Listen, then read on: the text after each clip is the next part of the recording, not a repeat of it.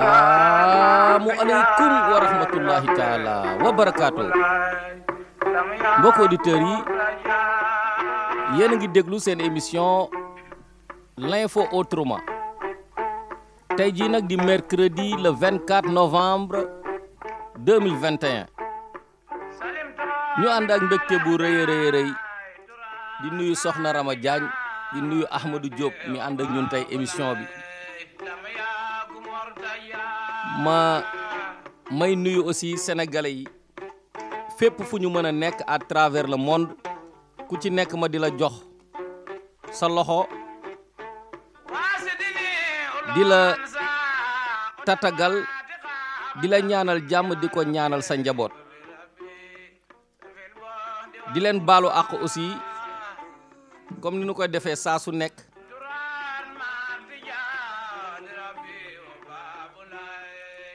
bu ñu weesoo benn émission faw ñu jéggalu lépp loo xamante ne xëy na wax nañu ko te rafetluwu leen ko wala ñu wax ko te ànduñu ci ndax ñun ñoo nekk ci côté micro bi yéen ngeen nekk ci côté haut-parleur yi ba tax bu ngeen ñu waree jàngal sax day difficile du ngeen ko mën a def donc ñu ngi leen di ñuy yéen ñëpp ku ci nekk sa tur ak sa sant ma dem def benn tour ñu déglu revue de presse bi bu ko defee ñu dellu siwaat ci biir waxtaan wi tey incha allah am naa éléments yu bëri yoo xam ne nag tey dama ko war a teg éléments yu bëri yu ma yore ak ay intervention yoo xam ne dama koy jël incha allah ci kanam bu soobee yàlla ñu déglu revue de presse bi. li ëttu yéenekaay yi xëyee tey ngeen koy am bés bu yàlla sàkk fii nii ci rajo suñu kër FM ci www.suñukër.com ci biir émission bi di l'info autrement altine moom la magistrature yi dal di bàcc ci kaw table bi ca foofulee ca table de cour suprême ubbil yéenekaay yi parti politique yeeg coalition de parti seen liste candidature yi ñu déposé woon am si yoo xamante ne préfet yeeg sous préfet yi dañu ko rejeté woon ñu demoon jooy tuji ko ci cour d'appel yi dal di ñëwaat ci li ni mel am yu bëri yoo xamante ne dal dina ko validé waat préfet yeeg préfet yi lànk ba tëdd sa naaj ba ne duñu ko dégg benn yoon l'observateur dal dinañu ko dey si nopp ne rek yooyu la jafe-jafe dal dina teeree ji ca cour suprême yooyu recours mu ngi soxal ñaari liste ca Ndakaaru juróom-ñaari liste ca Ndar benn liste ca Matam ak benn liste ca Ziguinchor lu ministre de l'intérieur bëgg moo di rek cour suprême dal di arbitrer yooyu la jafe-jafe mi nga xamante ne dox na ci diggante borom liste yooyu la ak préfet yeeg sous préfet yi nga xamante ne sax ñoom ñoo invalidé woon yooyu la dépôt source a xëyee foofu la ca Ndar jëm ci rek ci ñi nga xamante ne ñoom ñoo di waa Bougane Gueye Dany gëm sa bopp ana lan moo tax rek ñu rejeté waat seeni liste moo di rek seeni mandataires yi moom moo deful ab recours bi ko yoon may ñetti fan la amoon ngir def recours le Sud Quotidien moom itam dal di xëyee li ni mel gannaaw bu mu defee ab jàngat mu ngi xam leen ne rek élection locale yi ak jafe-jafe yi ñu ci nemmeeku boo sàgganewul dina mel ni lu laale suuf ndax rek jamono ji li nga xam ne moom moo préfet yeeg cour d'appel yi nekk ci ay mbicco mbaalo bu jéggi dayo waa ku jég politique bi moom dal di xëy rek songu ñi nga xamante ne ñoom ñoo nekkoon ay maire ci diwaanu Sénégal ñuy xam leen ne seeni mandat dal dina jeex ñoom ñoo war a mujj wax rek ci li nga xamante ne moom moo di rek yéeni jafe-jafe ñu nemmeeku jamono ji ci réewum Sénégal bokk su populi moom itam xëy ab jàngat bi nga xamante ne moom la am ci li ni mel bi mu xëyee nag dafa jëm rek ci anam yi nga xamante ne moom la ñuy falee ñi nga xam ne ñoom ñoo way politiciens yi ci élection locale yi mu di ab raw gàddu bu mot sëkk source a dal di xëy rek jëm ci li ni mel xam leen ne rek am na ay ndëgg sirax ak ay pièges yi nga xamante ne moom la ñuy sampal ñii di rek way politiciens yi ci seeni jongante muy kuy bëgg a falu ak ñi nga xam ne ñoom ñoo di falaate yéenekaay bi teg si ci ay cas ak ay kàngam mu di kii di Moundiaye Cissé ak ONG 3 mi nga xamante ni sax jamono ji moom ñoom ñeeñee sax ñu ngi amal ay laalante yoo xamante ni dafa mel ni sax ku ci nekk rek mu ngi dànkaafu sa morom li ni mel ñoom ñooñee weetuñ ci benn yoon gannaaw bi nga xamante ni am na ku songu seeni kaw di ki nga xamante ni rek moom moo di Doudou Wade parti démocratique bu diwaanu Sénégal ki jiite boobule parti sax di Abdoulaye Wade enquête mu ngi ñuy xamal ne koy séentu fii ak ay fan ngir mu ñëw rek gunge si ki nga xamante ne moom moo di jërbaatam di Doudou Wade fule ko ci campagne gi ngir rek mu mun a jël raw gàddu gi ci li ni mel ñoom waa Wallu Sénégal seeni tête de liste bi di Mayoro Faye xët bu njëkk ci l'info nee na ab bulletin masse la ñu soxla ca foofee ca Ndar gannaaw ba ñu xam leen rek ñi nga xamante ne ñu nga ca diwaanu Ndar 6 ak 9 lañu ñoom rek ñoo yem seeni baara yi góoba doy na sëkk changement la ñu namm ci fi nga xamante ne moom moo di ca diwaanu Ndar dañoo sonn ci waxu kasaw yi waa Ndar ñoo war a jóg jël seen responsabilité xamal ne carrément doy na sëkk ñu àddu wax ci waxu Miss Sénégal 2020 di Fatima Dione mi doon wax ne dañu ko violé ba pare teg si lëmbal ko ba mu diis ne gànn. L'Observateur mu ngi xam leen rek coow la dal dina mujjee ca la nga xamante ne moom moo di rek ay tegg plainte muy Aminata Badiane mi nga xamante ne moom moo jiite comité d'organisation bu Miss Sénégal dal dina porter plainte Mariama Kébé porter plainte kii di Kader Gadio porter waale plainte ñeneen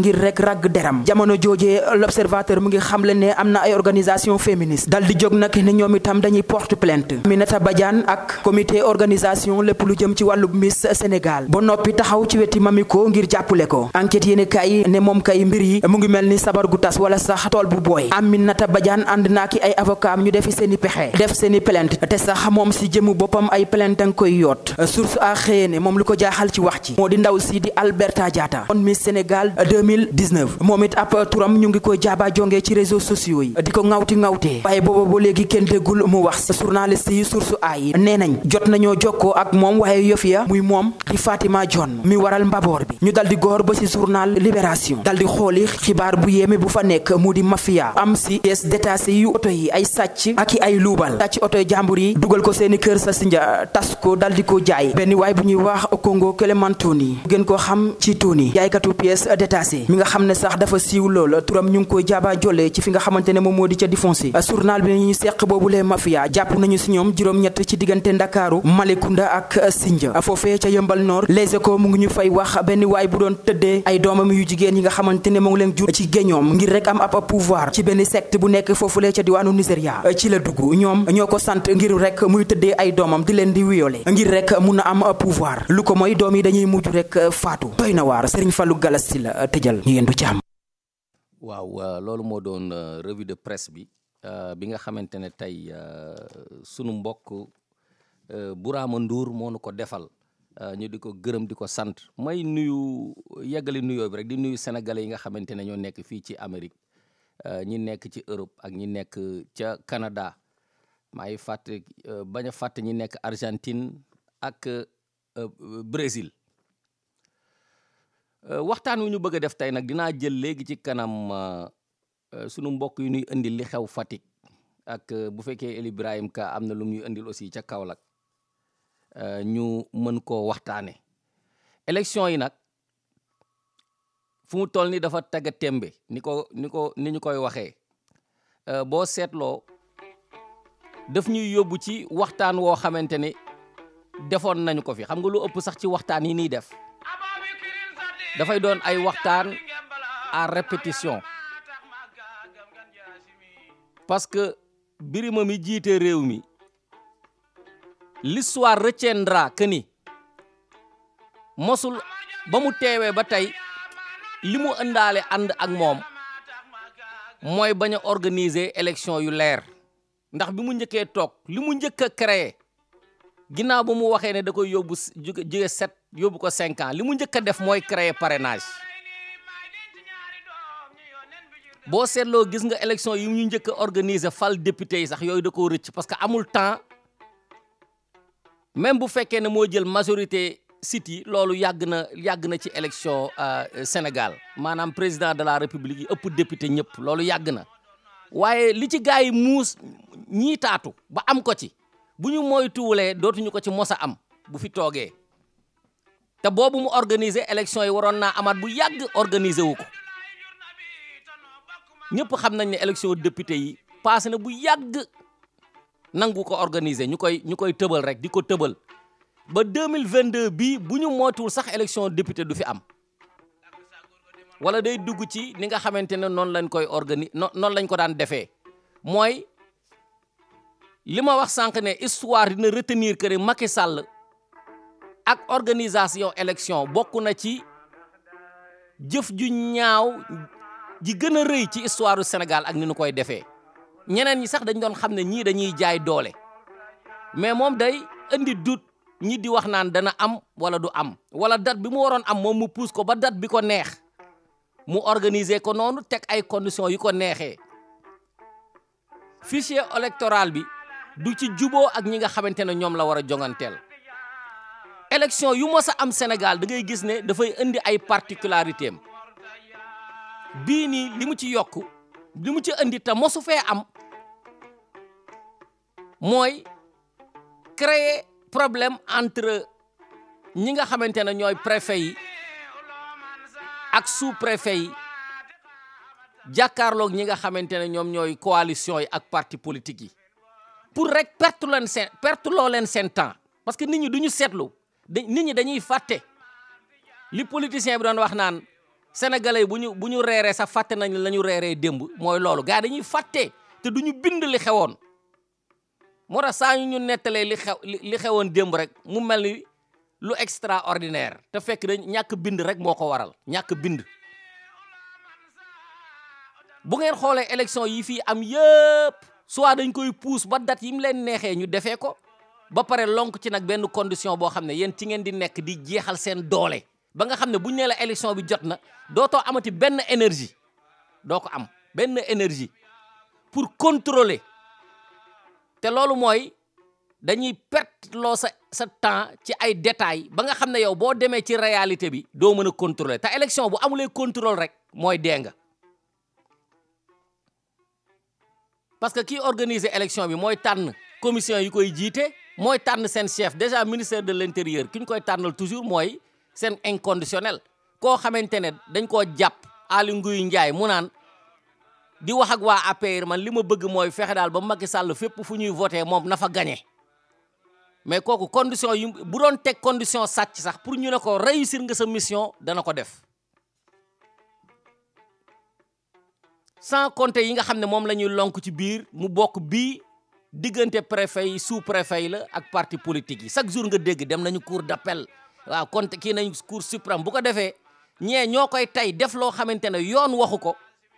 ngeen perte seen temps ak seen énergie ak seen xaalis di bind fii ba doyal bu ngeen ko yóbboo cour d'appel gars yi valider ko wala ñu téye dossier bi muy yeex ba mu neex leen ñu valider ko ñoom ñoo ko tey léegi nag loolu bokk na ci bis bu nekk saa yu may déggu revue de presse loolu mooy li nga xam ne mooy njëkk a dellu si waa Matam waa Saint-Louis waa Kaolack waa Fatick waa Ziguinchor fu ci nekk rek waa Dakar coalition bi ca Pikine dañ koo bloqué woon ñu dem tribunal léegi cour d'appel yëkkati na ko waaw dem nañ cour suprême yooyu rek laay dégg du matin au soir moo lay wan ne Macky Sall ci nax la leen jëm te mosu koo wàcc moo tax man ma yàkkamti ñu jëlee ko ci réew mi par tous les moyens chercher nag ay statut démocratie ci àdduna bi ñu naan ay Sénégal lii moom mosu faa am ak yooyu ñun lii di dal feneen yi rek la ñu bëgg ndax léegi mu dal ci sunu réew mi ndax ñu am jàmm au moins sax nit ñi tiit politiciens yi fit yi ñu àndal il faut que li nekk ci sunu pays limitrophes yi am ci sunu réew ndax ñu commencé tiit waaw ndax ñu takk seen bagage dem ci ñi nga xamante ne ñoom la ñu bokkal dañoo nuroog ñun rek waaye bokkuñu ak ñun élection yi nag jaxasoo goo xamante ne il faut que ñu jéem a ànd ak dal moo tax damay teg benn élément boo xamante ne maître Bassirou Ngom mi nekk directeur général bu société nationale de recouvrement moom mooy wax ci mbirum élection locale yi man nag lépp loo xam ne dama koo dégg wala muy élément bu am njariñ boo xamante ne dina jariñ réew mi pour que nit ñi ànd ak seen dal aussi dama koy teg ñu déglu maître Bassirou Ngom. ñaaw jaru ko ci dëkk bi ñun ñëpp am nañ ambition mais ku ci nekk na nga ko def ci yar na nga ko def ci teggin ci respecter sa morom boo ko deful rek sa mat des na matoo donc il faut ñu nekk ay nit ñu mat xale yi nga xam ne ñu ngi déglu mën a roy ci ñun li xew ci dëkk bi ñëpp xam nañ ko ba ñu koy wax ci ay màggal ak ay gàmmu kon ñu war a xam ne lu am ampleur la muy li xew ci réseaux sociaux yi li nit ñi di waxante donc contexte bi ñu nekk nañu gëm yàlla xam ne yàlla tànn na ba pare ñun dañuy sabablu rek donc nañu xam ne yàlla tànn na ba pare nañ ko rafetal bi mooy nga respecté sa bopp respecté sa morom gone nag bu mu nangu nit di ko def loo xam ne ci moom lay daanu ëllëg parce que boo amul yar di def lu bon li wax nit loo xam ne waroo ko wax loolu yow la ki la ko defloo yoonam nekku ci yow lay nekk bu paasee nag ñu lay seete loolu ñu lay xamee loolu parce que bu nit nag buñ lay xamal nañ la xamal lu baax nañ la xamal yar nañ la xamal teggin nañ la xamal comportement bu baax nañ la xamal fulla ak fayda loolu am solo la encore une fois maa ngi remercier voilà kooku moo doon maître Bassirou Ngom ci élection yi waaye comme nga fu ñu toll nii parti au pouvoir rek moom mooy def loo xale yi lu ñu warta def ñoo lëmbee réseaux sociaux yi fu mu toll nii di attaquer leadership bu nit ñi waaye dinañ dugg léegi ci ay ci détail ma dem dalal notre journaliste Matar Diouf nekkal ñu foofu ca Fatick sëñ Matar salaamaaleykum. waaw sëñ Ndiaye maaleykum salaam. voilà ñu ngi lay ziare di la dalal di la tatagal nga indil ñu li nga xam ne mooy information foofu ca Fatick. bëgg leen jikkee li nga xam ne mooy information fii ci semaine bi jóge bàyyi ko fii ci région bu Fatick. li ci gën a fës nag mooy wàllu politique comme ni nga ko waxee. xam nga ne Sénégal ñu ngi waajal lii di élection territoriale ak locale. moo tax coalition yi ak parti yi ñu ngi waaj bu baax a baax a baax. fii ci Fatick nag li fi gënoon fës semaine bi mooy coow li amoon diggante parti Rewmi bu Idrissa Seck ak parti wala coalition Benno Bokk Yaakaar. waaw. li ko waraloon kii di docteur Sandéné Diouf bokk ci parti Rewmi bokk ci cadre cellule des cadres du parti Rewmi ak ay partisans ñu mu àndal ñoom dañoo defoon point de presse wax ne ñoom bàyyi nañ lii di coalition Benno Bokk Yaakaar fii ci Fatick. ci Fatick. ñoom nag li leen naqari mooy docteur Sandéné nee na dañ leen ñàkkal fayda wala boog dañ leen tuutital. loolu daal moo tax ñu fas yéene bàyyi coalition bi dem jàppale beneen coalition bi nga xam ne moo nekk fii ci Fatick ñu ko wooyee ànd nawle. léegi li ñuy def rek mooy dañuy déglu kii di docteur Sandéné waaw coalition ànd nawle ki nga xam ne mooy Mamadou Camara moo ko jiite. voilà. moo ñi nga xam ne ñoom dañoo beru contre candidature ki nga xam ne mooy maire actuel di Matar Ba. voilà. ñu dem déglu élément bi Sandéné Diouf wax ñu déglu ko. ci investiture dañ gis ne dañ ñoo daanaka ñàkk faydaal xëy na peut-être c'est dû à un manque de représentativité peut-être notoire mais en tout cas dañu ñàkkal fayda ba nga xamante ne biñ ci jógee dafa indi frustration yoo xam ne ñenn ñi dañ mujj sax ànd ak opposition. ñeneen ñi ba fi may wax ak yéen am na ñoo xamante ne ñu ngi dem ci yeneen coalition donc pour éviter saigner boobu tey moo tax ñu décider ñun ne dañuy def conférence de presse pour ñi nga xamante ne en tout cas ñun lañ àndal ñun ci commune bi ñu ànd ak un responsable boo xamante ne moom moo ñu doy et en l'occurrence en tout cas le coordonnateur en tout cas de la coalition ànd nawle donc nous moo du talon donc aujourd'hui dañ décider ne moom la ñu àndal et on va battre campagne à ses côtés di ñaan yàlla dimbali ñu ba nga xamante ne en tout cas Fatick ki koy gagné mooy ki fi gën daal. mais Matar même bu fekkee ne Idrissa Seck ak Macky Sall ñu ngi def seen mburoog soow ànd ci coalition boo xamante ne dañoo jëm ci élection yi donc c'est pas à tous les niveaux ci région yi am na ñoo xamante ne bu ñu ci gisulee seen bopp ñoom dañuy dem ànd ak keneen.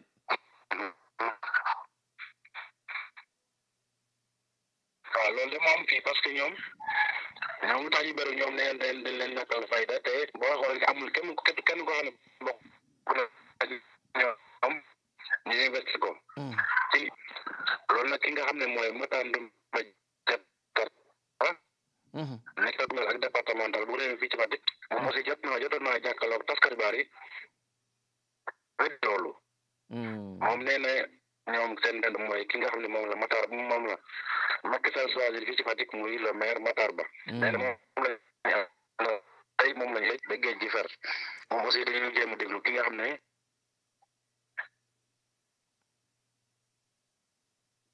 les 17 communes yi nga xam ne am na dans le département de Fatick amul benn responsable boo xamee ne dans le département de Fatick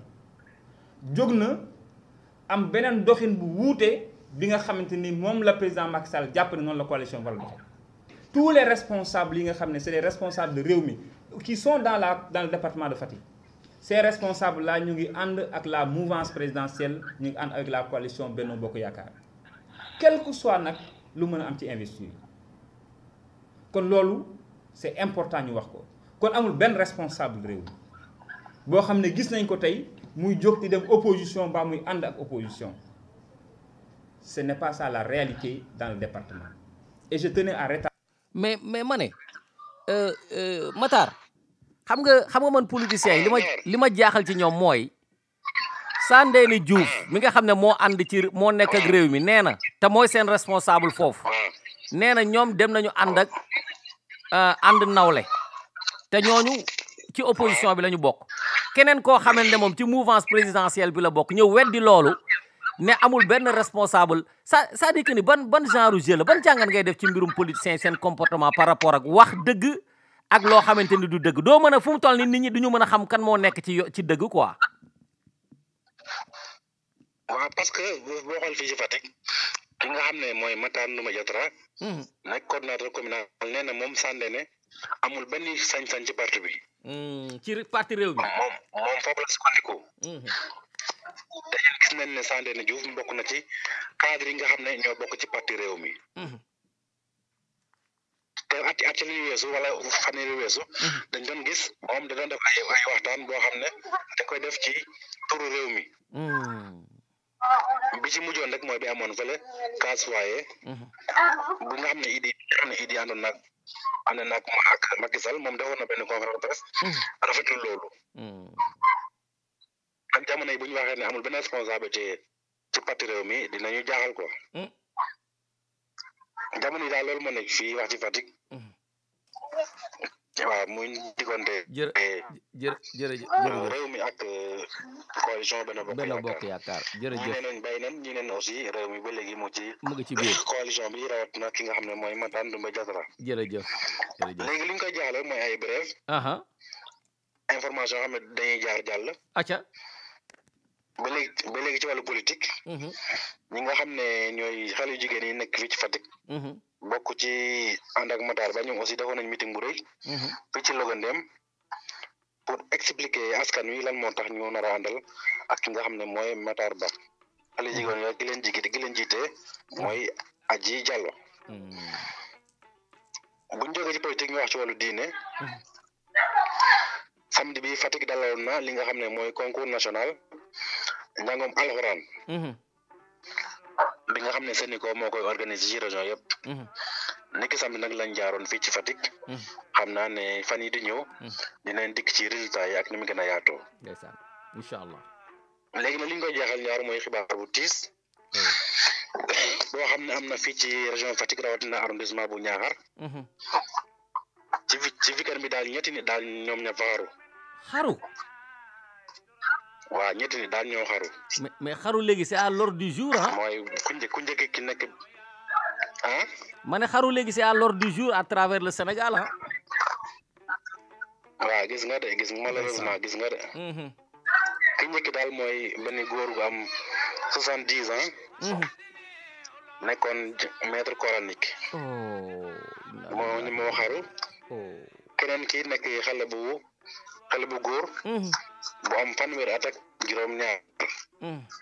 moom aussi dafa xaru ñoom ñëpp nag lii seen particularité mooy dañoo takk baat seen gém dañoo takk buum seen baat dëgg la ñoom ñett ñoo daal ñoo jot a xaru fii ci arrondissement Niakhar ci semaine bi ñu génn fii am na papier yoo xam ne def nañ ko sax ci site bi mooy sunu kër point net waaw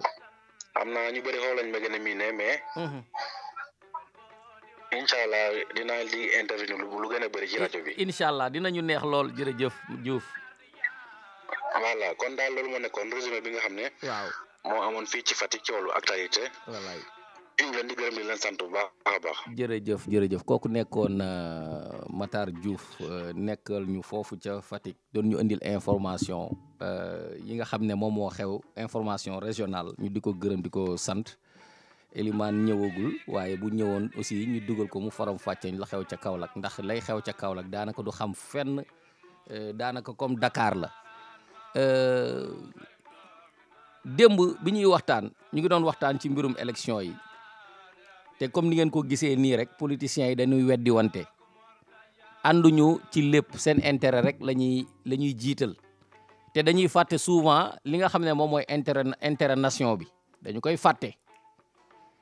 ñii ñi ngi naan seeni cerek soow waaye bu ngeen demee seen doom yi ñu ngi rayante waaw ñu ngi rayante moo tax ma tegoon sànq intervention maître Bassirou Ngom pour muy wan nit ñi ne aussi ak nit loo ànd ak moom ak loo ko bëgg xalaatal sa bopp aussi quoi xalaatal sa bopp malheureusement paradoxe bu mooy état bi maanaam gouvernement bi sans ñun du exister sans population bi amul état maa ngi wax ak ne ñi jàng droit xam lan mooy définition état waaw ni ci territoire bi amee importance mais aussi ni nga xamante ne noonu la ci population bi amee importance waaw leçon 101 la ci mbirum droit waaw ci université bi lañ koy jàngee dañ ko war a xam donc ñun ñi nga xam ne ay nit lañu te ñoo tax ñuy wax état bokk nañ ci élément bi tax ñuy wax état faaw ñuy xalaat suñu bopp bul bëgg a won nit ki rek ne ko sopp naa la ba raw ni ngay maanaam ba raw sama bopp man ni ma la soppee raw naa dem naa ba fàtte sama bopp loo xamante ne yàlla yonent bi sallallahu alayhi wa sallam la ñu ko digalee même bu fekkee ne ñëpp yegguñu ci loolu la ñu ko digalee mais nag boo ko bëggee jël di ko appliquer ci saay-saay su mel ni politiciens yi nga xam ne xeet bi nekk ci ñoom yor ab caay-caay ci duñu wax dëgg ak di chercher à tout prix seeni intérêt personnel boo ko yóbboo ca foofu anarchie rek lay indi ci réew mi voilà loolu bokkoon na ci li nga xamante ne aussi bëggoon naa ko waxtaane ginnaaw bi ma leen expliquer li ma bëgg nag mooy sénégalais yi ngeen tàmbali seetlu bu baax Macky Sall ak élection loolu jar naa bind article Macky Sall et l'organisation des élections au Sénégal waaw toutes les élections nag confondues élection bu mu mën a doon du ko xeeb du ci def lu njub te yow da nga ne njiit nga ñu jiital la mënuloo organiser élection yoo xamante ne ni tegloo ci ay ndëgg sërëx nga xam ne loolu foofu yoon amatu fa loolu laa bëgg ñëpp di ko seetlu waaw loolu laa bëgg ñëpp di ko seetlu élection yu mu organiser date yi ko xam ne moom la calendrier républicain bi wax mosu koo respecté faaw ñu modifier ko faaw ñu pousse ko mosuñu ko avancer dañ koy pousse rek moo tax am na ñoo xam ne bi ñu leen falee maire ak léegi seen date yi passé na bu yàgg mu koy pousse rek député yi seen date passé na bu yàgg mu koy pousse rek kenn xamul kañ la loolu nañu ko seetlu démb bi ñuy wax dañuy wax ne Bassirou Gueye presse bi xam nga buñ la wàccee rek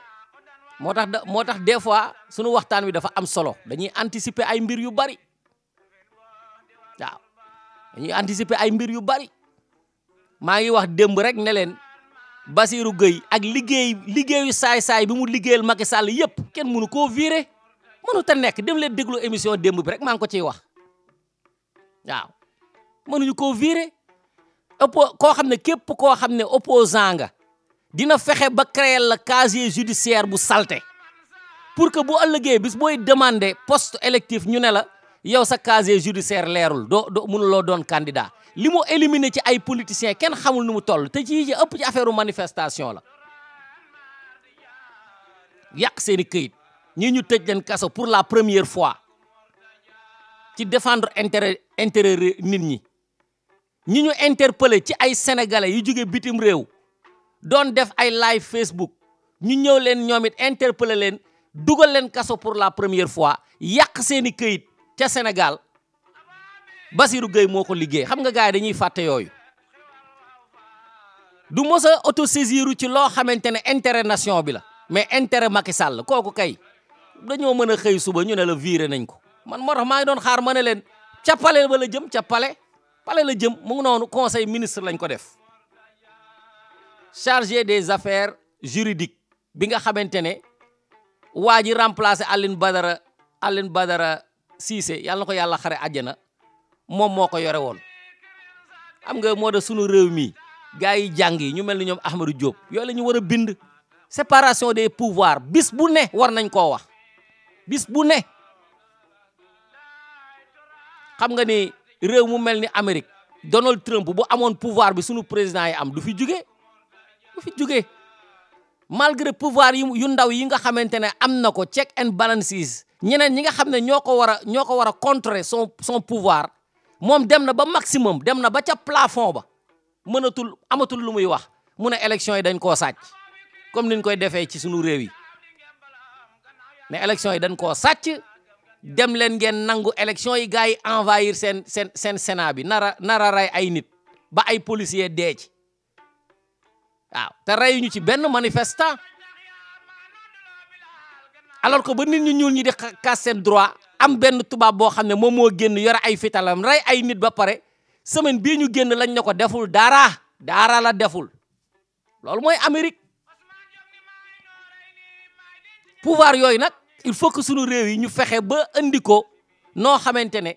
président bi day doxal li mu war a doxal assemblée nationale doxal li mu war a doxal ñu créer Sénat bi doxal li mu war a doxal ñu bàyyi juge yi ñu tànn ñi ci gën ñu doxal li ñu war a doxal mais juge boo xam ne da nga jàng droit ba mën ko constitutionnaliste yu jàng ba doon ay juriste constitutionnel ñu bàyyi léegi benn yambar boo xamante ne jàngam sax eggagul dañu ne rek fal nañu ko mu nekk un civil un rien du tout un semeur de trouble un gréviste ancien gréviste kooku ñëw léegi ne xoolal moom mooy joxe ay leçon wala muy joxe ay commande wala muy joxe ay nit ñi ay ordre yu nu war a def ñoom ñuy lambar yi di ko def nga xam ne sunu réew mi tamit loolu mais loolu ban sens la am sëñ bi nañ waxante dëgg rek sunu njiitu réew mi est-ce que moo dàq jàng ci Sénégal man de dàquma jàng man de du ma ingénieur mais buñ ñu boole woon classe ci mbirum ingénieur yi du ma raw waaw ndax lu ñuy liir ci kayit yi la rek dem wéet di ko jàng kan la dàq jàng ci réew mi mais parce que dafa amoon benn njiit bu saay-saay boo xam ne day bañ borom xam-xam tànn ay xale yu mu àndaloon kenn jàngu ci ba pare am na ci ñoo xam ne bi mu leen di fal ministre sax ñu ngi université la leen fekk bi ñu leen di fal député seen jàng parewul parce que ay perturbateur lañu mu ñëw di bañ borom xam-xam yi nekk ci réew mi au lieu mu jël borom xam-xam yi nekk ci réew mi mu def leen ay ministre muy seet ay xale yu ndaw yoo xam ne moom la ñu gëm bu ko defee lu mu leen wax rek ñu def ko bu ko defee secteur bu ci nekk moom dina ci am droit de contrôle loolu la doon wut waaye mu ngi nii li ko téegal ñëpp gis nañu ko ba cëgu ndare kàmm te du gaaw a jeex moo tax du bég mukk ba muy dee du bég mukk parce que am na yenn stratégie bu ñu la joxee réew da nga war a xam ne yàlla mu ngi lay xool directement boo yorul réew sax yàlla ngi lay xool mais daf ci rawati boo yoree réew ndax ay viwu nit ñu bari ci yow la ñu dépendre ku la fi doon bëggee jëlee ay réew ay nit daanu dee yow it boo fi bëggee imposer wu sa bopp ay nit dinañu dee ndax ni nga déterminé wu pour toog fi noonu la am ñuy déterminé wu bëgg a jaar sur la voie légale pour jëlee la fi nga bañ ñu jëlee force loolu boo ko xamee da ngay tëddee njaaxaandaay nga seet li gën ci réew mi nga di ko tànn décision yi gën ci réew mi nga di ko def même bu ñu lay woowee ragal nga def ko pourquoi parce que am na ñoo xam ne seen vie ci yow la dépendre mais ay guuxi lex ay je m'en fous loolu moo ñu andi ci li ñuy dund nii tey jii adversaire boo am nga ne tey dama koy éliminer du amati doole li nga njëkk a def bi nga toogee mooy xam nga ne yow li nga toje ci ay xaalis ba doon ay milliardaire bu làqatu di cotiser la woo sa waa parti alors que yow yaa ngi yore ay milliards li nga njëkk a def mooy xuuxal ñeneen ñi nga xamante ne toje nañu comme yow ñoo ñëpp ñu suul seen xaalis ñëpp suul seen xaalis ñi mënul a suul nga nangu ko pour bu ñu am doole comme yow moo tax sunu njiit mii baaxul gars yi nañu xam ne njiit mii baaxul kii sëriñ buy toogal moom sax boo mootul ñu ne la baaxuloo kii baaxul kat kii soo amulee baatin sax xam nga ne baaxul comme que ñun nag dañuy fàtte li xew démb moo tax ñu koy fàtte tey nag dama jël décision fàttali leen ko li mu njëkk a def mooy ñi mu doon àndal ñuy toje ñoom ñëpp seen baay moo leen ñu ci jàpp tëj ci kaso ñi mu gënoon yàpp nag mooy ñoom Ndonga Diaw ak siitaatu li mu mën a gis ci Karim Wade li mu amoon loolu mooy acte bi mu njëkk a def bala ñuy wax sax ay élection yu ñuy truqué yu nuy sànneek ak yu nuy jaxase loolu la njëkk a def juróomi at gars yi di nëbb seen xaalis juróomi at bu mu demee ba xam ne nag léegi jaxase na leen ak peuple bi yàq na si ñenn ñi yàq na seen këyit ci réew mi muy doog a nekk nag commencé nag di lijjanti population bi moo tax maa ngi seetaan benn élément démb dinaa ko teg léegi nii tey juru élément la ñuy wax interrogé wu ci mbirum Farba Ngom am ku ma woo naan ma mais Ndiawar lii nii dëgg la ma ne leen Farba Ngom dafa am dara Farba Ngom xaalisu Macky Sall la yore yéen da ngeen ne defee ne Macky Sall dina nekk ab dunguru pendant 8 ans mu nekk milliardaire léegi nag mu defaat fi beneen mu defaat fi beneen 7 ans ngeen defe ne du doubler li mu yore wala mu tripler ko yan activité la fi Farba Ngom def ba mën a doon milliardaire ñu naan la 26 milliards ay terrain almadeg yooyu yëpp Macky Sall ko moom Macky Sall moo xam ne kii inconditionnel am la bu ko reyloo woon nit bu subaa mu rey nit géwélam la woon déjà bi muy topp Ablaye Wade di ñiitaatu mais bu doonee président yor lépp yor réew mi te xam ne dafiy jóge mais du préparer boppam te moom dafa foqale parce que pauvreté extrême boo ci nekkee da ngay am ay dérangement psychologique xaalis bi nga yore yëpp defa nga ne suba day jeex da ngay defe ne suba day jeex ci sama wàllu liggéey doon naa liggéey xale boo xamante ne fi mu jugee du du am lekk bu doy mais boo toogee ngeen lekk bu suur faaw mu jël ay lekk nëbb ko di ko denc boo demee suufu lalam da nga fay fekk ay lekk ay mburu ay lu ne pourquoi te frigidaire bi day fees dell ak ay lekk mu defe ne lekk bi day jeex wala nit ñi dañuy cëkkatoo lekk bi ba moom bu subaa du am lu mu lekk tayu ko gis na lekk bi mais wóoluwul ne lekk bi dina fi nekk suba loolu mooy Macky Sall pauvreté extrême ak xostumaan yu bon yi soo doonee président nag li nga war a njëkk a def mooy xam ne dérangement boobu nga am ñi ko am ci réew mi ak ñoo bari nga commencé nag créer ay emploi créer ay hôpitaux ak ay université loolu source d'emploi bu rëy la même nit ñi boo leen yóbboo ñu def armée par force sax dina tax nit ñi jàng emploi ci biir ay stratégie la mais di toje rek ñu naan la ay Farba Ngom bërki démb la fi kii bàyyi leen Farba Ngom deful dara bàyyi leen doomu jàmbur ji deful dara ab baadoola la seefam di ko dénk muy nëbb loolu kese la du leneen ndax lii mën naa ko justifier mënuma ko justifier buñ ma yóbbu woon tey tribunal dañ may tëj kaso waaye ma ne bon sens moo la koy wax saa waay bon sens tey boo tëddoon ba guddi soo laajee Macky Sall kii la kan moo la gën a fidèle mu ne la Farba Ngom la bu doon nelaw sax loolu lay gént ñu ñëw naan la ay man courtier laa kan moo fi doon courtier ba nekk milliardaire yow borom immeuble yi sax nekk guñu milliardaire ñi moom kii courtier yi ba ko doon milliardaire saa waay ah doy na waar de xaalisu Macky Sall daal la yore wax jàngook waaw xaalisu Macky Sall moo tax man na fu mu toll nii ki may bëgg sax mu remplacer ko bis bu jugee ci réew mi mooy koo xamante ne bu ko jàppee du hésiter jëli ko fu mu mën a nekk buñ ko sax bàyyi mu daw te bu naree raw nag nañu jële ay mbokkam ndax moom noonu lay def su yónnee ñëw di jàpp kenn kooku daw mu jël jabaram wala ay mbokkam téye bu Macky Sall daal mënul mbokkam yi mu fal yëpp bu mënul ànd ak ñoom daw dem Amérique wala feneen nanu leen dem jëli waaw nañu leen dem jëli ci fa ñu mën a nekk parce que alalu réew mën nañ ci tabax ay hôpitaux waay ci région bu nekk nag ak benn université ak ay case de santé dans les villages mën na ne alal bi ñuy sàcc lan la leen di jariñ yow boo mu amee ay 5 millions d'hectares dafa tee benn 2 mètres carrés ngay tëdd bàyyil ñu exploiter ko réew mi jariñoo ko mais foqale bi ñu foqale li moo lay wan ne seen bopp yi am na lu ci nekk am nañu problème tey nag amoon na Ousmane Sonko defoon na benn conférence de presse ñu déglu li nga xamante ne moom la wax ca conférence de presse bi mu def tey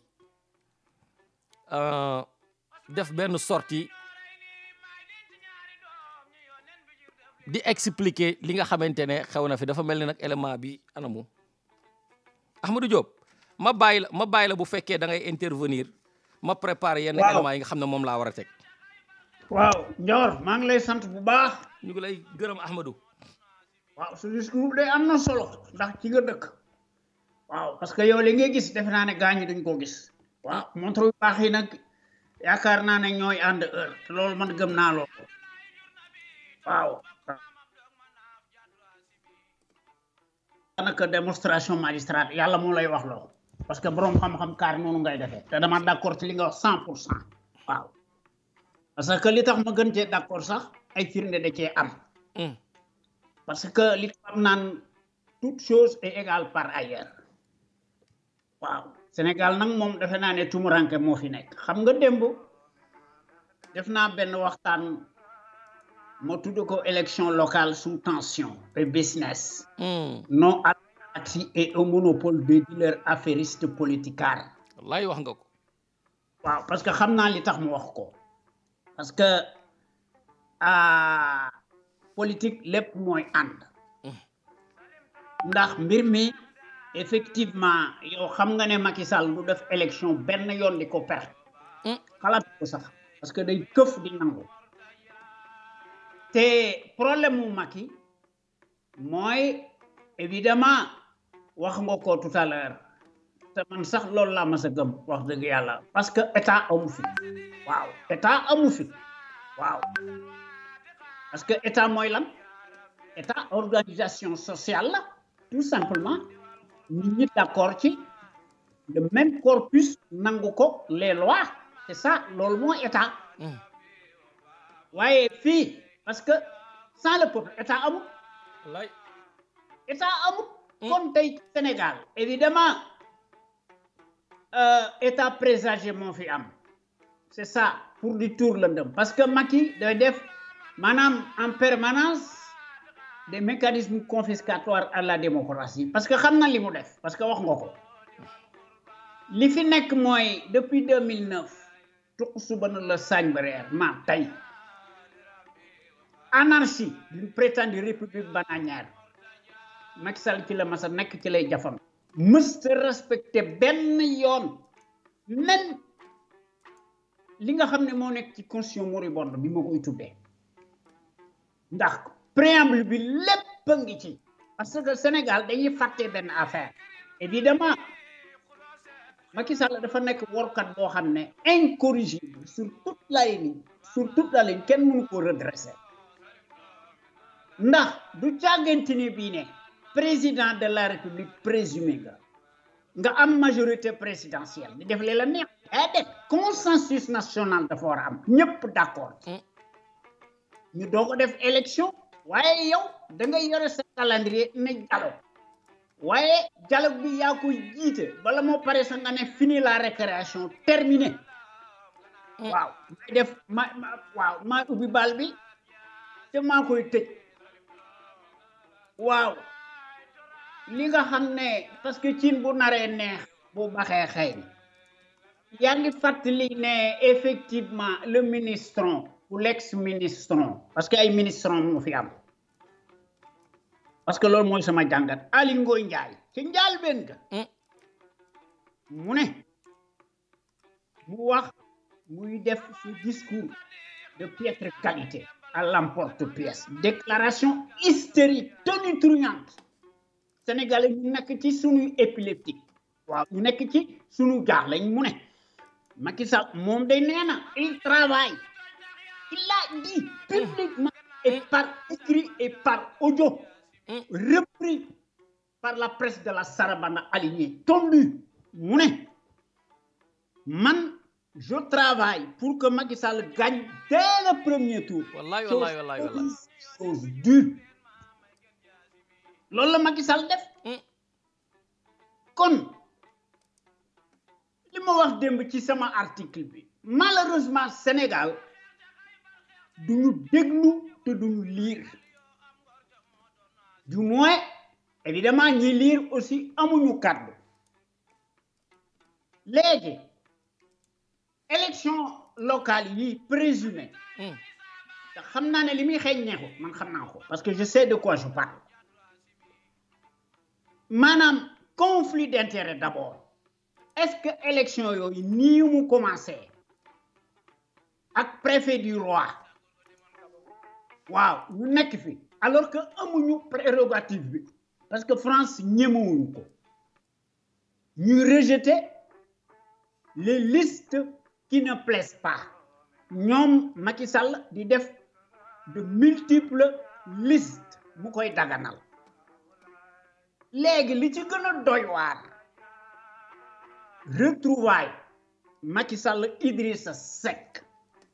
à quoi bon parce que évidemment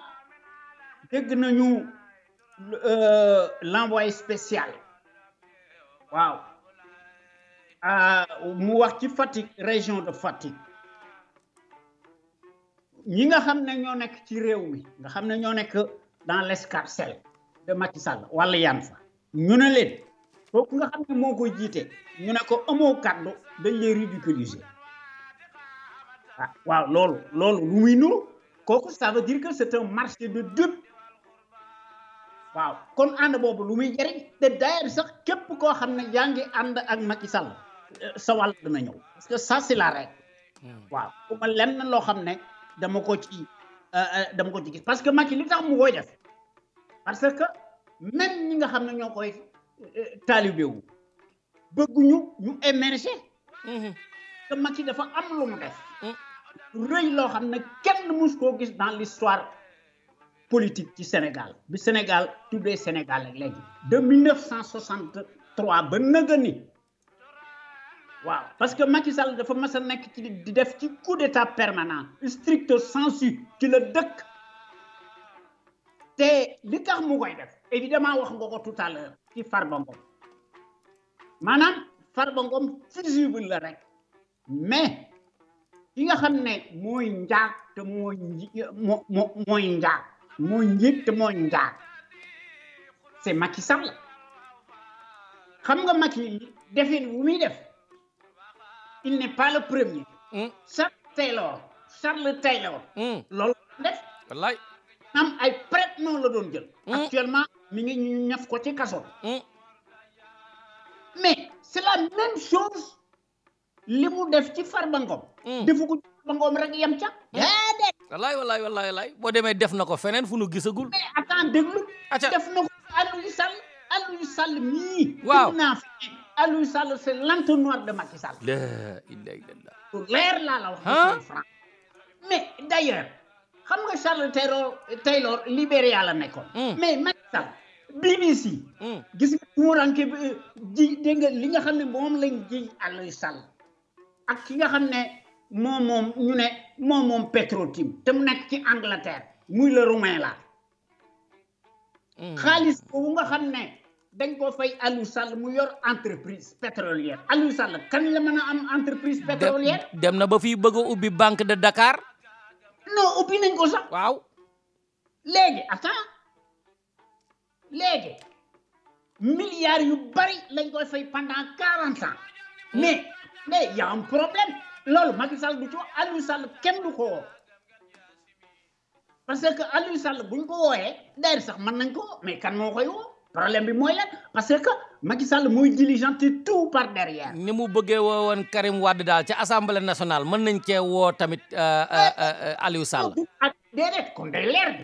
leer bi parce que dama lay xamal benn affaire Ndiaye gënu mul koo xam nag. xam nga ko. parce que bul fàtte ne benn affaire dafa am aussi ci Sénégal nga xam ne moo ëmb coow li lépp. mooy lan. mooy Macky Sall. du moom bi mu bëggee ku ko élire président de la République lan la wax. damay wàññi d'abord sama mandat jubal démocratie tëddee njaaxaan na manifestation dafa baax. La justice doit être équilibrée équitable bonne gouvernance léegi lan la def léegi mu créer mu réactiver la CREI son instrument politique son bras armé il l'a créé par décret te mu amul droit bi c'est illégal c'est totalement illégal parce que CREI dañ ko defoon exclusivement pour Karim Wade biñ tëj Karim Wade ana CREI CREI jeex na mais d'ailleurs c'est ça qui justifie les remontrances de l'ex-procureur spécial à la Cour du Roi, Mouy Aliou Ndao, qui est sorti aujourd'hui dans ses gonds. Mouy nakarlo l'affectation qui est source de sanctions contre le juge Téliko. yóbbu ko Tambacounda. waaw mais xam nga ñun xam nga problème bi jiit amu fi. président de la république amu fi. déglu leen de tey Macky Sall la ñuy wax de déglu leen rek li muy def yàggalil Ahmadou. waaw wóyu moo fi nekk. saytaane rajim moo fi nekk. ab saay-saay. waaw ab saay-saay tigi nag Sall tigi bind naa ko. waaw bind naa ko ci 2013 parce que daanaka lépp loo xam ne lu ñaawteef Macky Sall bind naa ko. bind naa ci plus de 400 articles ëpp na ko. wallaay ëpp na ko wallaay samedi bu nekk nga bind talaata bu nekk nga bind benn. waaw yàlla xam na ko. waaw léegi te man dama koy def en toute humilité. wallaay dëgg la. parce que Sénégal rek moo tax. voilà ak moom leer. waaw loolu moom leer na léegi bi nga xamante ne bii ne pënd wuuri na. depuis 9 ans lépp loo xam ne ñu ngi koy organiser ci élection. Macky Sall day toog ba neex ko pare. ak saay-saay na koy def. wallaay jëtte son saab. aligné leen ne leen on va combattre comme ni nga koy defee ci métaphore yi. nañu sëgg bëre. bu yore paas ñu koy faral. waaw. Serigne Mountakha Mbacké nga xam ne moo ko wallu bu dul woon moom kenn waxatul Macky Sall parce que dégg naa discours bi ñu ci wax ci loolu nga ne Serigne sii war nañoo bàyyi ñu seet mbiri Macky Sall parce que yi nga xam ne dafa yor ab karawaase bi dóor ngay atte. di dóor. waaw muy dóor. wax naa ko démb nga xam ne daf koy dóor ñu ne ko noppi. wallaay yàggee nag mbir dana am. wallaay moom laa wax démb. ngeen mën a respecté la. wallaay.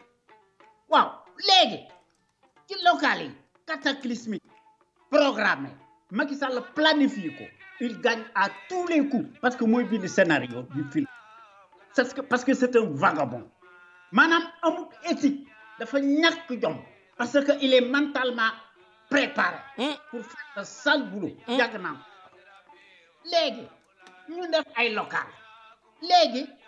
l'opposition Macky Sall di def ay manigance ay manœuvres dilatoires totalitaires mais autoritaires fascisme la pour que toute l'opposition perde ses repères et perde tout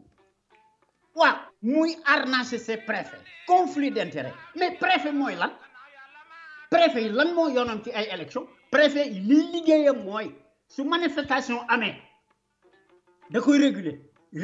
ne veut pas dire interdire parce que c'est légal 72 heures nit ñi dañoo war a déposer seen i affaire préfet yi léegi yemuñu ci loolu léegi dañuy jël des décisions arbitraires yoo xam ne Macky Sall moo leen koy jox on est où ñu bàyyi fi justice bi et quand bien même que la justice talibanisée instrumentalisée jusqu'à la limite day nekk au garde-à-vous s'exécute on est où ban dëkk la ñu nekk. man de moom laay laajte. ban dëkk la ñu nekk tey xoolal ma Serigne Bassirou Gueye. parce que wax ko. parce que xam nga ma ne. waa cil ma xam mbaakool la de yéen ñaar yéen a bokk koñ boo demee sax. ma ne Serigne Bassirou Gueye xam naa ko bu baax. bu baax a baax. ñàkk fayda bay bëgg a dee. Macky Sall di la def loo yëfu saay-saay nga koy def bis bu ne. taxal ma wax la benn affaire. acca.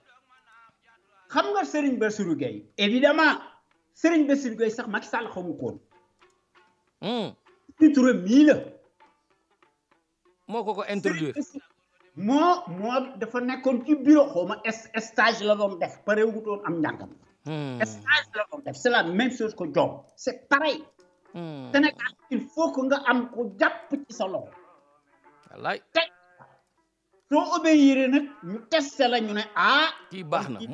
moo gën seefam. waaw moo gën seefam parce que Macky Sall li muy seet ñëpp maanaam day seet ñi nga xam ne c'est des plastiques. waaw comme ni ko Ablaye Wade doon defee rek. voilà c'est ça le problème. wallaay. léegi Serigne Bassirou Gueye. ñu nommé ko procureur de la République muy def excès de zèle. les dossiers politiques mu koy def ni ko neexee nga xam ne dañ ko jox carte blanche waaye bu dee yeneen dossiers yi nga xam ne ñooy accabler la tyrannie et la démocratie familiale ethnique népotique ségrégationniste intégralement d'apartheid doo dégg mukk mu wax ci gis ngeen chanteuse boobu nga xam ne muy Ami Collé Dieng. Ami Collé Dieng waaw. gis nga li fi xewoon. waaw. bi nga xamante ne bii ne kooku nga xam ne dafa nekk. mu ne Macky Sall unku la yaruwul day yori lex rek ngeen naan daa yaru unku la. waaw te loolu sax dagan na parce que bokk na ci démocratie. bokk na ci maanaam métaphore la. parce que aw làmmiñam la yore. wallaay. liberté d'expression la. wallaay.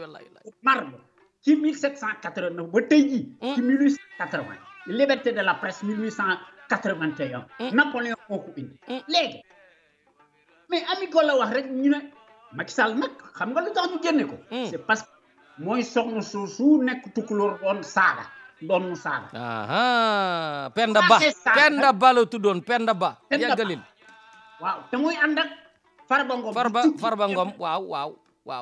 muy ànd ak Farba Ngom du tukki du bàyyi. ma ne xam naa lépp. lu bari wallaay. même Amadou Ba. sax moom Amadou Sall n'est pas en reste. ñu koy recevoir officiellement comme un chef d'État. Sénégal xew fenn. mu yore montre yoo xam ne dafa cher gros bolide yoo xam ne la presse étrangère. oto yi nag. voilà la presse étrangère foofu laa jëm. la presse étrangère di dugg ci les problèmes sénégalo-sénégalais. ñu ëppal di bëgg a jouer les juges de paix par des télévisions interposées étrangères. ñu naan non du moom. ma ne li tax ñu koy def. dañuy wax li leen neex. dem nañ sax ba ne di jaawaat le nan américain la. xam nga mais xoolal ma ci wax. waaw di jaawaat ne Amadou Sall ak américain. mais ay américain la ñu nag waaw mais c'est que li ñu bëgg a wax foofu. ñun américain mooy suñu président. non c'est que li ñu bëgg a wax foofu. mooy maanaam. dafa am style américain quoi. voilà maanaam liñ ci jublu maanaam dañ koy jaawatleeg style américain ak américain. te leer leen ne Amadou Sall. wallaay leer leen ne Amadou Sall la. te loolu la presse locale endogène te ramasi. ci la dañuy kalewu di ko daganal. maanaam di def ngistam ñu ko distiller peu à peu dans les consciences pour que demain. buñ ko joxee poste kenn du ko weddi. tous les tyrans africains ci loolu lañ nekk. nekkuñu neneen. léegi sur le cas Serigne Bassirou Gueye waroon naa xam ne. Macky Sall daf ko utiliser rek. waroon naa xam loolu. léegi et d'ailleurs le cas Serigne Bassirou Gueye. le procureur ex-procureur du roi. parce que loolu la. ex-procureur du roi la. wallaay. ñoo nekk ci Cour suprême ñoom ñëpp ay daggu Macky Sall. c'est les matchs joués tous sans exception. ay auxiliaires de service lañu. dañ leen di jiital ñu leen di digtal il faut que ñu fidèle ñu sëgg raab sukk ñu digtal leen li ñuy def sinon mu dàq la. léegi Serigne Bassirou Gueye bi nga xam ne def na liggéeyam parce que ñoom Karim Wade ñoo taxoon ak ñoom Khalifa Sall comme mbir mi jeex na léegi Macky ne qu'est-ce que je dois faire comme xam naa ne man sama 3e mandat day indi cataclysme man léegi naa ko indi ci sama wet mu may digtal di ma jox ay conseil te Macky Sall conseil yi sax du leen déglu mais léegi le cas Serigne Bassirou Gueye bi ñu dàq mais c'est pas un cas isolé Macky Sall mës a dàq kenn la mës a dàqul kenn maanaam day def roof roppi voilà jërëjëf Amadou ma teg Macky Sall moom daanaka moom ay mbiram kenn mu maanaam sax da ngay dem ba ne sax dégg nga ban dëkk la nekk voilà jërëjëf ma déglu élément bi conférence de presse bu ndax sa bopp Ousmane Sonko jamono ji jamono clic la ñun sonn ñu ci te plus ñuy wax plus barke bi di yokk plus bayre bi di yokk ñu ngi sant yàlla ndax su doon loolay détruire nit détruire nañ ma bu yàgg ba ñuy wax fii ci campagne bi balaa ñuy dugg campagne bi naan ay russe ko jox xaalis ay xam nga ay société britannique moo ko jox ay milliards ak lu ne ñu wax ko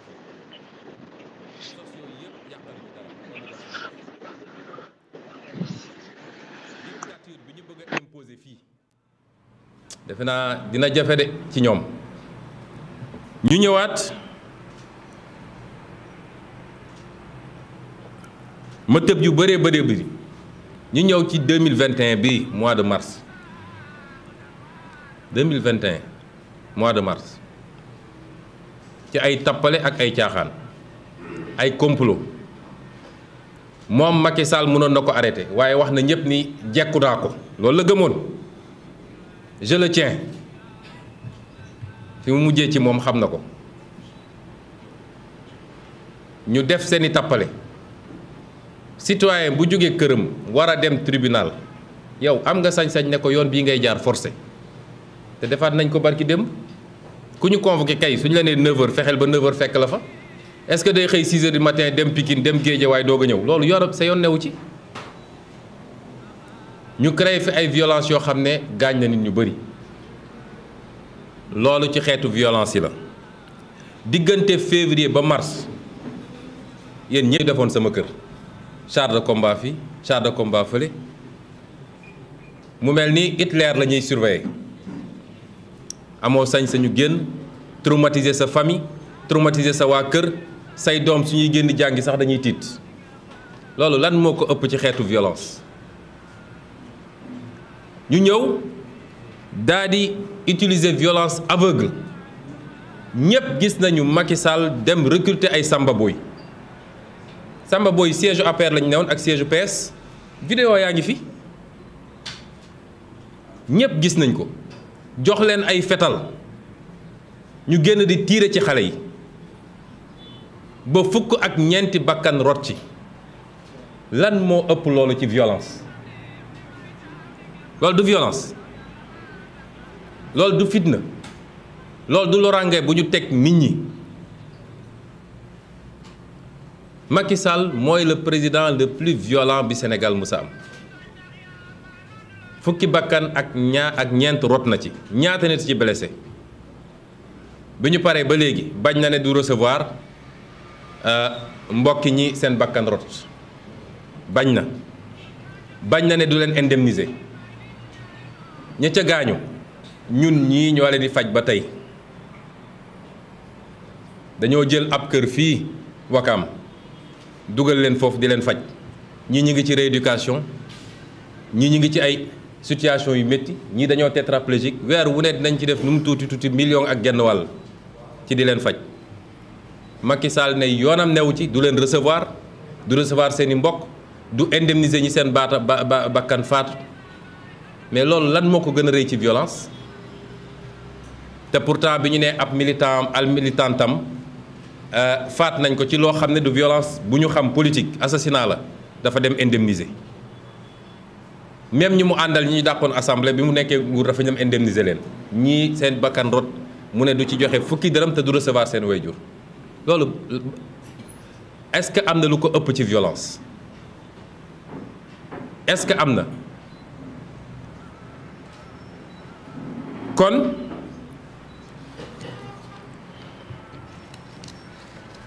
chaque jour nag ñuy dund ak ñoom loolu saa soo génnee coggal ñoo ngi lay topp foo dugg ñu ngi lay espionner sa kër dañ koy surveiller sa njaboot dañ koy surveiller say doom dañ koy surveiller loolu du violence essayer am une torture psychologique sur les gens te ci nguuru Macky Sall la xewee le 25 juin 2021 yéen ñëpp seetaan ngeen fii bañ may attaqué assemblée nationale député ñëw di def sa liggéey ñu attaqué la ci loo xam ne dañ koo yàgg a waajal ñu yàgg ñu koo yégal moo tax bi mu amee it ki ko def defe naa dootu ko def wala marakisam fekkewu ko lu ñu yàgg a waajal bi mu amee da koo félicité moom parce que yëfu xale yooyu lay def nit kuñ ne kii saaga na Sonko wala kii mu dugal ko ci avion photo ak moom président de la république lan moo gën a violent loolu. voilà loolu mooy point de presse bu Ousmane Sonko ma ñëw léegi jël Papis Fall am na lu mu ci bëgg a wax sama xalaat nag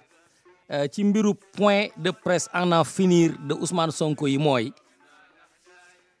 au lieu de point de presse dafa war a def conférence de presse mu bàyyi nit ñi laaj ko question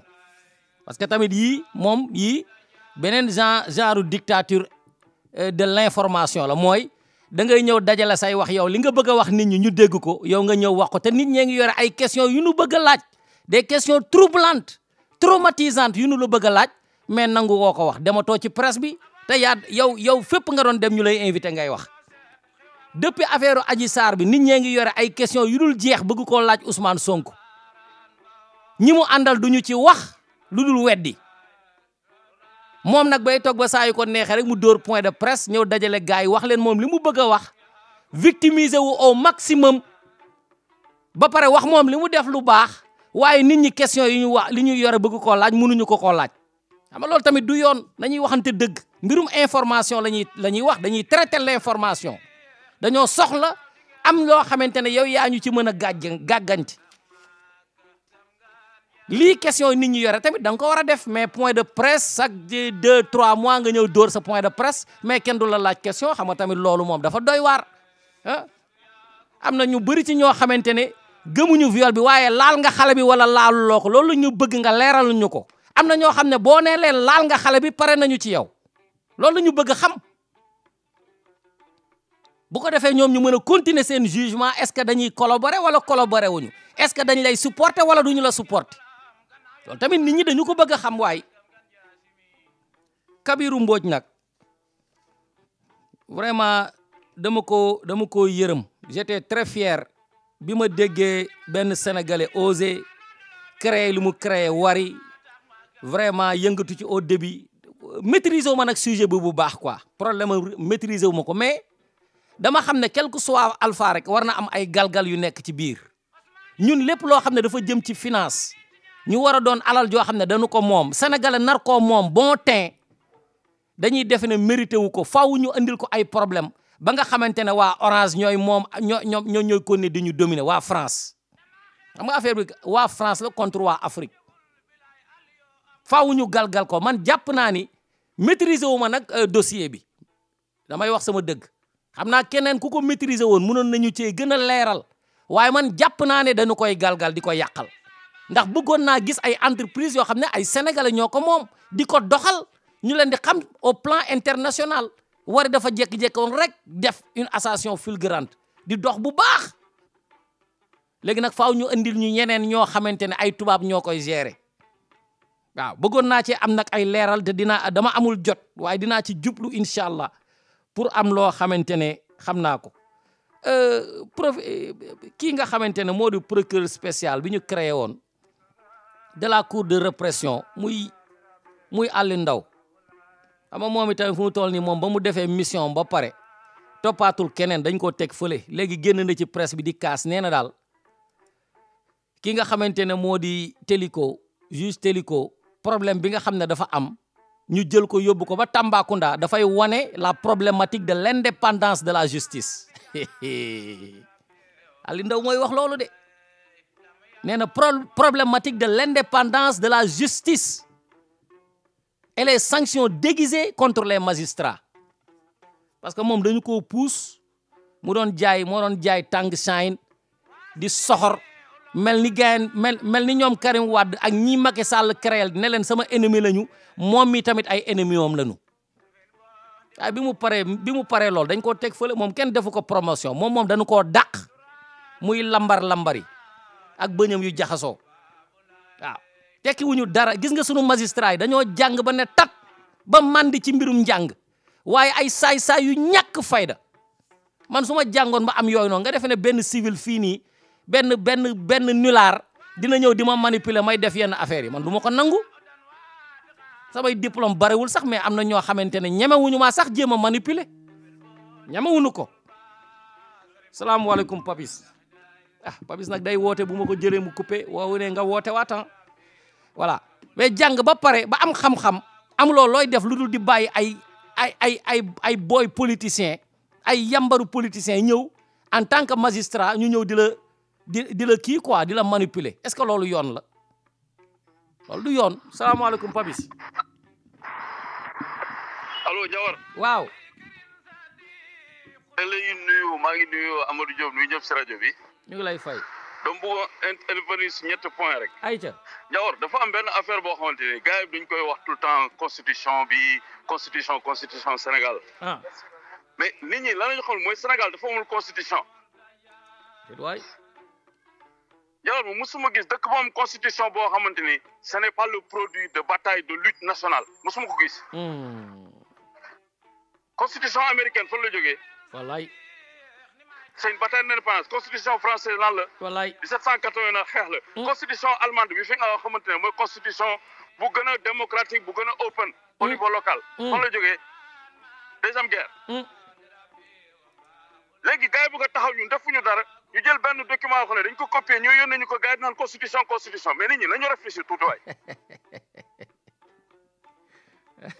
mais ñun amuñu constitution. ah de waar te constitution balaa muy am dafay assemblée constituante. oh man. on n'a pas de constitution il faut que mu leer si bopp gars yi. loolu benn bi la. deuxième des choses yaa ngi wax démb si affaire bu am solo. waaw par rapport à violence bi nar a am.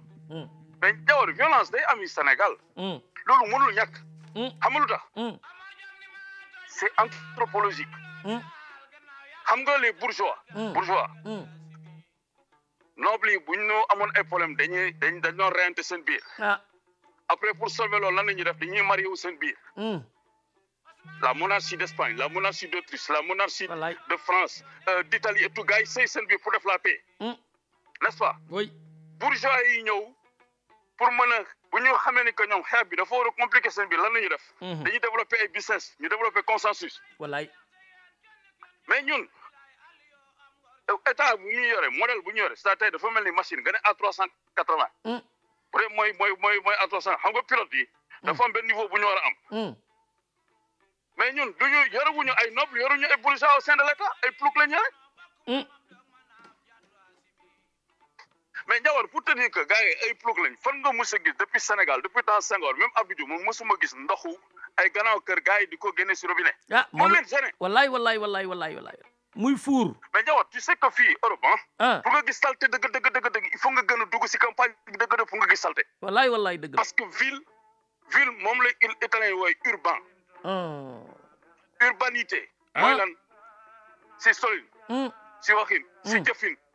xam nga modernité. wallaay boo déggee ñu naan ville. ça vient de là. wallaay. muy opposition bi muy ñu nekk si pouvoir bi ils viennent pratiquement de la même catégorie sociale mais catégorie boobu. boo ko étudier du point de vue anthropologique. boo liee Pécresse Yvonne Pritchard Malinowski Marcel Mauss.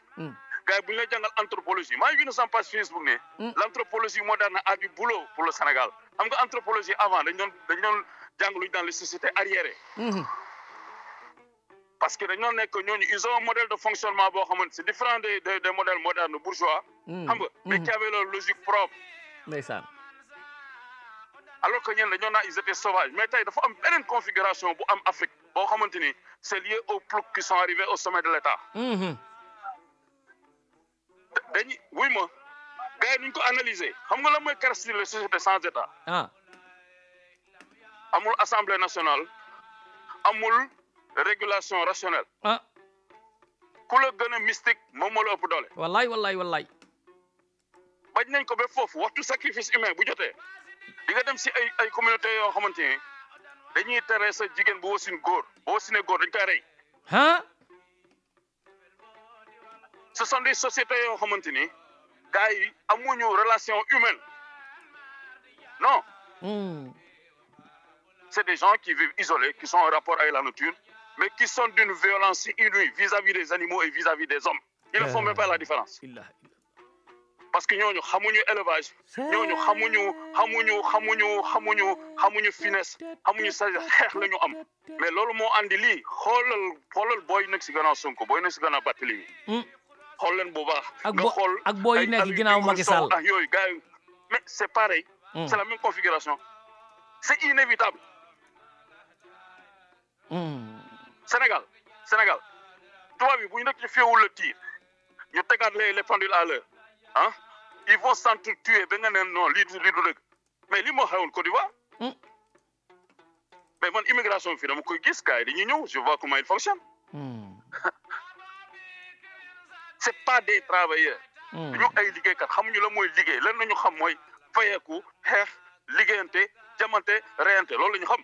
même police laa la wax du mën a jàpp Boy Sonko yi ma wax la ko tey suñu yaakaare ni que ñoom mën nañu maîtriser booy dañu nax seen bopp personne ne pourra réguler cette situation. Troisième point, vous pouvez aborder, c'est la question de Kabirou. Tu en parlais depuis hier. Oui. Bon, je connais bien ce dossier-là. Non, gars, dama ko yërëm quoi, dama xamul lu xew nag quoi. Non, alors def nga erreur bu mag. Kon yërëmoo nit. Waay, déet waay. Loolu leer laa la wax. Waaw ayca waxal loo ci xam yow. Bu ko defee ma seet beneen côté. Kabirou. Ay voiture tamponneuse la doon andi. moom moo créé voiture tamponneuse bi ne woon place de l'Indépendance temps bu ñu nekk boy fii la màggee Saint-Denis bi fii faut dire c'est un gars qui a très tôt eu le sens du business trondooram di Kabirou Mbodj nga xamante ni il devait être le directeur de cabinet de Senghor ou proche de Senghor quelque chose comme ça waaw temps la bu ma doon taxaw di tàgg Tanor Dieng ne Tanor pourtant il fait un bon boulot mu ngi def fii génn na fii quoi xam nga rek waaw te ko xam Tanor Dieng xam na ni que voilà quoi bref yàlla na ko yàlla yërëm kon mu ko gars yi di waxee. dama du ma ko tàgg. léegi bu mu ñëwee lu ma lay wax ni c'est des copains à moi. mu ñëw egg si fekk Cheikh Tagué qui est un économiste. Malick Fall qui était à la banque. Papis nu mu sant encore je vais te le dire après. waa ji il a fait économie, gestion, contrôle de gestion. Papis Mbaye, quelque chose comme ça. xam naa daal famille Ndiaye la dëkk quoi. Bon, ñoo teg le projet Wari. Bon, Wari d'abord tur bi,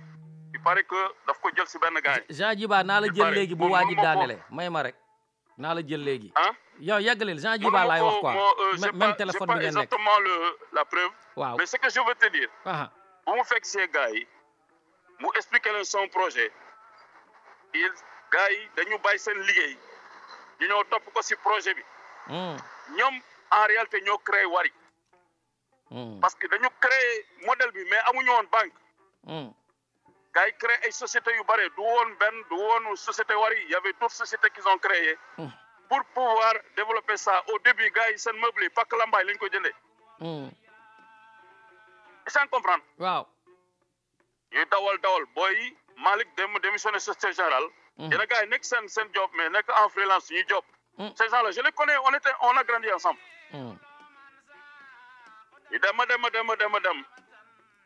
ba société bi am doole au niveau de l'Afrique. gars yi commencé à développer au niveau du Sénégal ba affaire egg fu mu egg. ce sont ces gens-là qui l'ont créé avec lui évidemment. Bon comme moom moo boo jiitu woon. Mais yeneen gars yi erreur bu ñu def c'est que dans leur mode de fonctionnement ils sont pas futés comme ici amuñu ay conseils stratégiques. ñoom pour ñoom créé nañ affaire bi dañ koy développer. moom comme il a grandi ici et il a vécu aussi en Côte d'Ivoire un peu partout c'est quelqu'un de très futé. Il a changé comment dirais-je la société. Il s'est accaparé des ressources de la société. mel ni ma la yow tey ñuy liggéey on crée des choses ensemble nga dem jël affaire bi def ko sa affaire bopp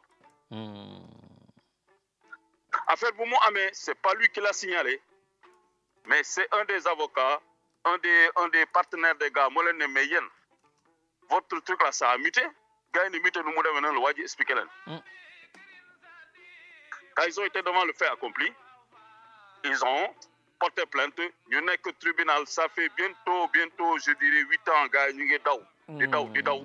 xam nga dem ba cour d'appel affaire yi di traîner ba benn moment Yérim Sow avec ses partenaires gars yi nar a jënd Tigo parce que ce qu'il faut comprendre c'est que Kabirou c'est quelqu'un qui est très fort en montage de dossier il a de très bons partenaires xam nga il peut monter des dossiers avoir des garanties, éventuellement lever des fonds. Bon, il a pu faire le même truc. C'est que le régime actuel, il devait être actionnaire de cette société-là. Je ne vais pas citer les noms. Kabirou, ben instant, demande de fille, bedon wima, haritou, pouvoir présidentiel. Dem ne fille pas les gars recevoir comme il va défendre le pouvoir présidentiel auprès de ses partenaires. dama lay wax nii mu ngi dans les trucs mu ngi dans les archives. am na benn voyage boo xamante ni il devait venir ici avec parce que Macky dafa doon andi ay investisseurs mais mu jëwul ñëw parce que affaire bi dafa coïncider avec l'affaire de Tigo. mais comme Yérim Sow le connaît parce que Yérim nekkoon na Côte d'Ivoire. tu vois du ma dugg ci détail bi je pourrais te dire le truc en privé. Les gars de Wari ont contacté Yérim expliquer ce qui se passe. Et comme lui, il n'avait pas les fonds, il avait que des garanties et qu'il n'avait pas respecté les trucs, contrat bi noonu la tëbee. Kabiru bu taxawee tey mu ne moom gars yi lay xas c'est parce que contrat bu mu amoon avec la société britannique il n'a pas respecté. Et que les juges finalement contre les Sénégalais ils n'ont pas légiféré bi léegi ça traîne. Mais les gars ont légiféré au profit de la compagnie comment dirais-je anglaise. Donc affaire boobu metti ko sa xëy na léegi mu war a taxaw nag nar a attaquer nguur gi quoi alors que c'était leur allié et que les gars l'ont couvert la justice sénégalaise a couvert Kabirou autant qu'elle a couvert les activités de Macky Sall lu leer la wax. gars yi ñu ngi traîner moom justice c'est-à-dire que ça fait plus de 8 ans gars yi ñu ngi traîner. Je connais bien ce dossier là. Donc kooku tey bu taxawee di wax. créé fi Tigo ne affaire nationalisme dugg na fi génn fi Kabirou na la wax fa la xaalisam nekk. Non, c'est du n'importe quoi. C'est n'importe quoi. Xam nga Ndiawar, nous, à un certain moment aussi, on a un devoir d'avoir une lecture beaucoup plus claire des choses. Ces gens-là, ils ne peuvent pas être alliés du régime. Nous am lépp ci dëkk bi toog benn moment, ils se sont enrichis. Xam nga ñu am seeni problème pare après ñun encore ñu dem ci gànnaaw leen défendre. Loolu mënul nekk. Dëgg dinaa ci gën a gëstu. De toute façon. Non, c'est pas du nationalisme. Voilà. Kabirou, s'il était un nationaliste, je serais parmi les premiers à le défendre. Dëgg la. Moi, j'ai aucun intérêt à truc, mais je te dis que le procès, là, il traîne. Ils sont 4. Ça traîne. Les gars, ils ont mis leur sous, ils ont mis leur savoir, ils ont mis leur savoir-faire, ils ont tout fait. Finalement, gars, ils ont créé une société, ils ont dawal. Voilà. Mais le problème, c'est que le procès, il traîne. Donc, tay mom bu taxawé, di nan ko mom day xass état bi. C'est parce qu'aujourd'hui, ça ne va plus entre lui et... Non, mais ça ne va plus entre lui et le tenant du pouvoir. Voilà. Papi, il faut que je dise Jean Djiba rapidement. Bu ko defee ma tëj passé naa temps bi sax quoi. Voilà. Donc maa ngi lay remercier ci woote bi Jean Djiba bu wootee léegi rek. Ma jeexal benn affaire Cheikh Yérim Seck wax na ko si benn émission bu Jakaarlo dama lay wax ni. Cheikh Yérim Seck est revenu là-dessus wax ñoom Malick Fall ak gars yi créé société bi ak Kabirou nu mu passer xaalis état Sénégal di ko seetaan.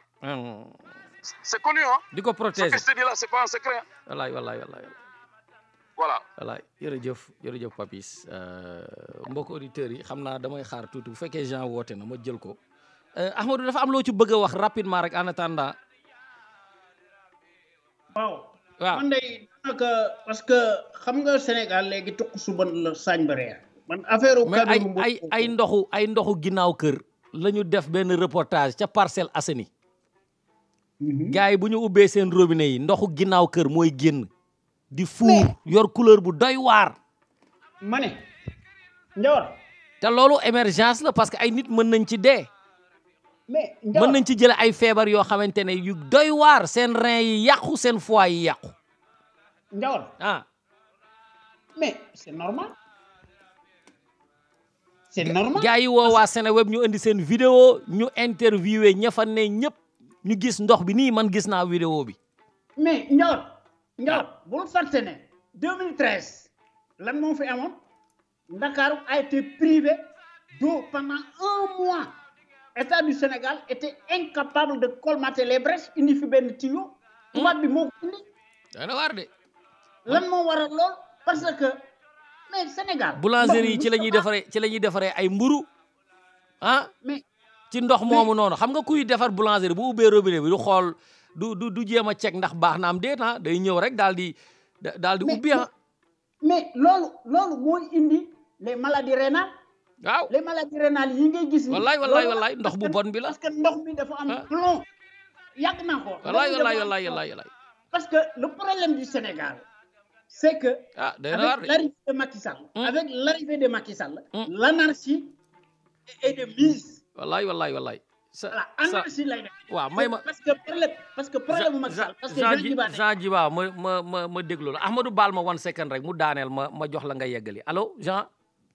oui ñëwaat. waaw ñu ngi lay ziar waay. non mun nga ko bàyyi mu eggali man kañ dama doon déglu rek vous avez parlé de tout et vraiment je suivais. waaw dama am vrai bordel sama kër gi quoi. je suis en train de avec un peintre là di defaraat sama kër gi. di defaraat di def damay ay génn travaux léegi yóbbu ko mu ñibbi quoi parce qu'on a terminé là. day dellu si demain. vraiment j'ai suivi c'est très important. mais ma laaj la ma laaj la benn question rek. xam naa ne yow ci ñi gën a sopp Ousmane Sonko ci nga bokk ci jamono ji lan mooy sa réaction ci point de presse bu mu def ak pourquoi la dégloo ko avec la multiplication des points de presse et y a pas de conférence de presse nit ñu yor ay question bëgg a laajte mais mënuñoo laajte question yow yaay dajale sa point de presse ñëw wax li nit ñi bëgg a dégg soo paree nga tëj sa micro dem sa yoon. xam nga Ousmane Sonko. waaw pour lui il a tout dit. actuellement. moom bu ñëwee il ne fait que des déclarations. waaw amatul lu mu fiy wax lu mu waxul woon ak lu mu waxul Ousmane Sonko actuellement qu'est-ce qui se passe il parle actuellement de l'actualité actuellement de ce qu'ils subissent comme violence. loolu rek mooy tax muy génn di wax.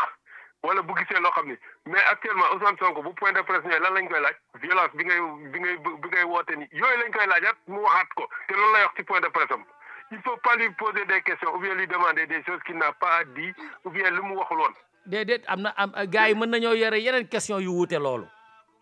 yeneen question comme lan. waaw question yu ne question bi mën na nekk lu nekk parce que tamit des fois leader nga def conférence de presse dafa baax. waay. mais est-ce que conférence de presse arrangé wu ko ci moment bi moo tax muy def point de presse rek. non du loolu. Ndiawar conférence de presse. bu ko naree def. day fekk mu am événement. mais il y a pas encore d'événement bu tax muy def conférence de presse